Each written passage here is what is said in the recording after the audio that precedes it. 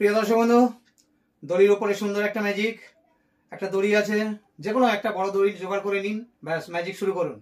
এবার না ম্যাজিক কৌশল করতে হবে, না হলে হবে না। কিন্তু এই যে দড়িটা আছে, এবার ধরুন আপনি ম্যাজিকটা যখন দেখাবেন, ধরুন দড়িটাকে নিয়ে এরকম গিট্টু দিয়ে দিচ্ছেন। ভালো ভালো ম্যাজিক। আরে ভালো ম্যাজিক বলতে এগুলো স্টেজে ম্যাজিশিয়ানরা দেখায়, সেই জন্য ভালো ম্যাজিক বলছি। তবে সব ম্যাজিক সবার আবার ভালো লাগে না।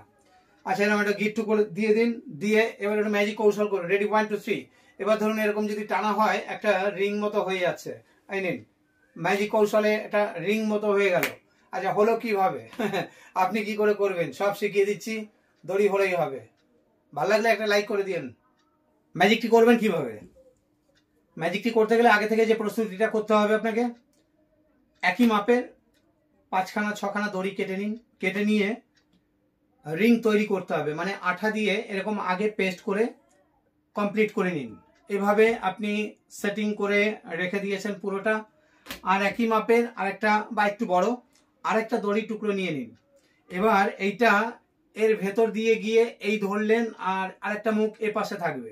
এবার আমি যখন শুরু করেছিলাম আপনাদের সামনে এইভাবে ধরছি, এই দেখাচ্ছি। তবে এগুলো দেখাবেন দূর থেকে, আর ম্যাজিশিয়ানরা তো দূর থেকেই দেখায়।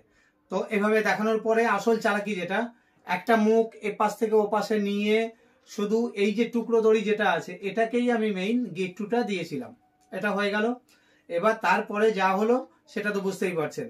বাদ বাকি যা আছে এখানে তো সব রিংই আছে।